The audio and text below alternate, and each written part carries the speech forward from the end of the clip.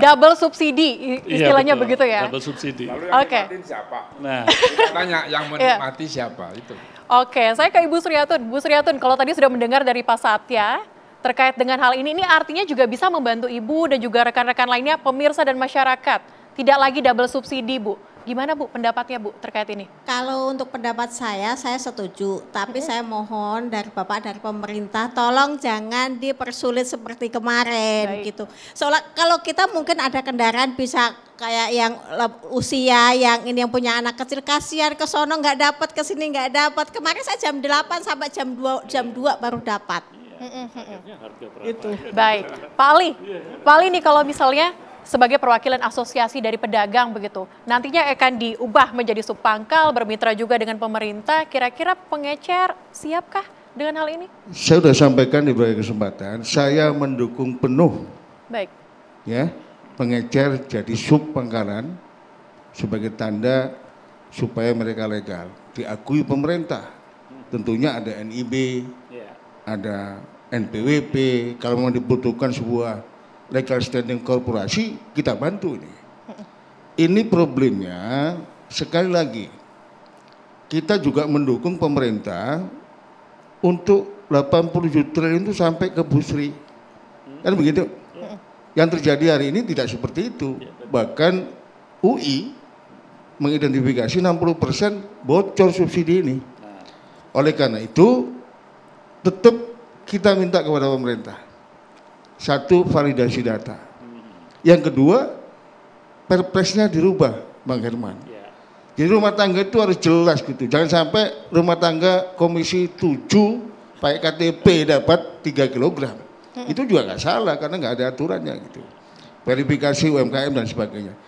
Yang kedua, saya jujur Mbak Sally merasa PKL atau pengecer ketika dilibatkan dalam rantai pasok secara resmi itu bagian daripada negara mengakui mereka begitu. Yang kedua, jangan sampai tertuduh dan tertuduh ulang. Yang keroknya ini ada di pengecer, di PKL, nggak ada itu cerita. Karena PKL ini nggak mungkin ngoplos beli sampai 100 tabung di warung-warung kecil gitu ya. Oleh karena itu sekali lagi kami ingin mendorong proses ini bersama pemerintah, tapi tolong yang paling mendasar, yang paling substansi soal aturan dan validasi data, dan 370.000 pengecer ini didampingi oleh pemerintah.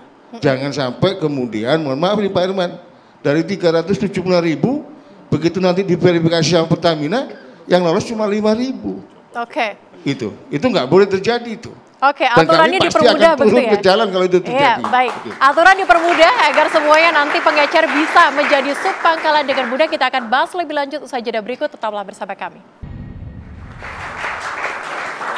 Ya pemirsa, ada kembali di Indonesia Business Forum. Tadi kalau sudah disampaikan bahwa pedagang atau pengecer itu optimis dan siap menjadi subpangkalan. Pak Herman, ini kalau tadi disampaikan Pak Ali bahwa jangan sampai dari 375.000 ini bisa yang diverifikasi hanya 40.000 saja nantinya atau 5.000 saja begitu. Sedikit 5% saja nantinya. Kontrol seperti apa yang diharapkan oleh DPR ke depannya kepada pemerintah? Ya, pertama tentu kalau decentralize orang masyarakat atau rakyat harus beli ke pangkalan kan agak repot. Karena kita mengurangi tingkat antrian dari 375.000 pengecer ke 40.000 pangkalan misalkan. Ini kan agak riskan, banyak sekali nanti masalah. Belum lagi kalau masyarakat yang agak jauh dari pangkalan kan harus menggunakan ojek, harus menggunakan kendaraan. Jangan-jangan ongkos kendaraannya lebih mahal daripada mereka harus beli di pengecer. Ini juga harus dihitung gitu ya, karena head di setiap daerah itu kan berbeda headnya. Oleh karenanya ini harus dihitung betul sehingga jangan sampai kemudian uang yang dikeluarkan oleh masyarakat semakin besar karena kemudian harus ke pangkalan. Saya kira sekarang tinggal mencari solusi yang lebih tepat. Bagaimana memenuhi dua kriteria, tepat sasaran dan tepat harga. Ya, kita harus melegalkan para pengecer bagian tidak terpisahkan dari pangkalan. Gitu. Kan sekarang ada kemudahan, misalkan untuk dilegalkan sebagai bagian kemitraan, ya tinggal daftar NIB kan gratis. Kemudian bisa melalui OSS, formulirnya bagaimana disiapkan oleh Pertamina. Pakai aplikasi yang tentu nanti memudahkan. Dan kemudian rakyat juga diberikan ruang yang cukup untuk melakukan pengawasannya. Sehingga real time masyarakat kapan saja kalau melihat pelanggaran dalam salah satu agen, pangkalan atau pengecer yang kelak menjadi sub pangkalan, ini bisa langsung ditindak gitu oleh Pertamina. Jangan lagi Pertamina sebagai pelaksana subsidi gas ini juga kemudian terlalu longgar, tidak menindak pada pelanggar-pelanggar yang terjadi di bawah. Nah ini yang harus ada ketegasan. Kan kita ironis ya, sesuatu yang untuk rakyat selalu menjadi masalah. Subsidi pupuk sampai hari ini juga menjadi masalah. Subsidi-subsidi yang untuk rakyat selalu saja ada pemain-pemain yang tentu ini memanfaatkan situasinya. Oleh karena itu ya keterlibatan seluruh masyarakat untuk mengawasi, untuk juga membantu terhadap pemerintah menyalurkan sesuatu yang ini memang baik bagi rakyat melalui subsidi. Sejatinya kita turut serta untuk mensukseskannya. Oke, siap. Mungkin closing statementnya dari Pak Agus.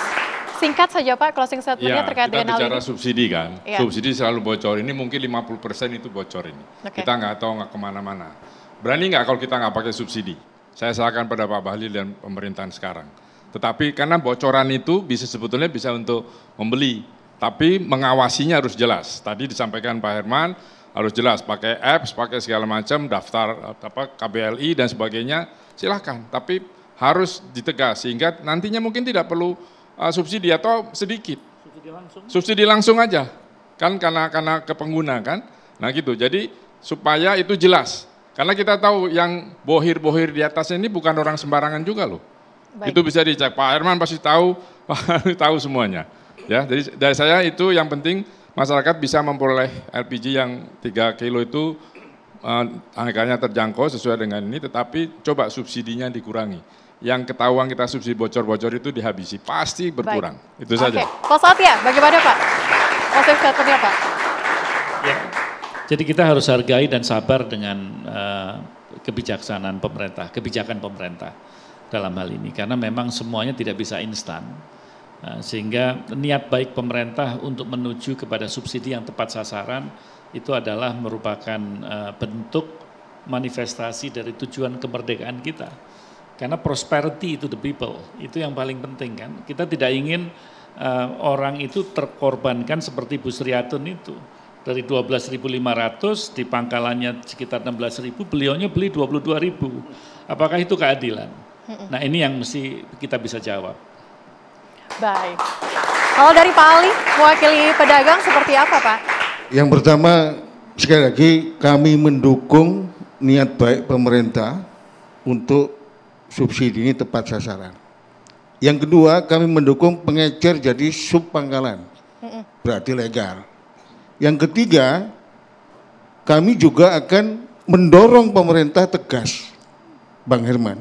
Kalau nanti ada pengecer palsu, pengecer atas nama Herman Khairumen, atas nama Ali Masun, itu ditindak tegas begitu.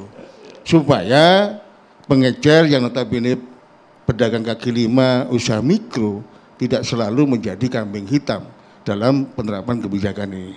Baik, terima kasih para narasumber kita yang sudah hadir pada kesempatan kali ini. Artinya kebijakan dari pemerintah ini baik, tinggal implementasinya seperti apa dan juga terlebih khusus untuk subpangkalan yang akan diberlakukan nanti kepada pengecer. Terima kasih juga kepada mahasiswa adik-adik yang sudah hadir pada hari ini.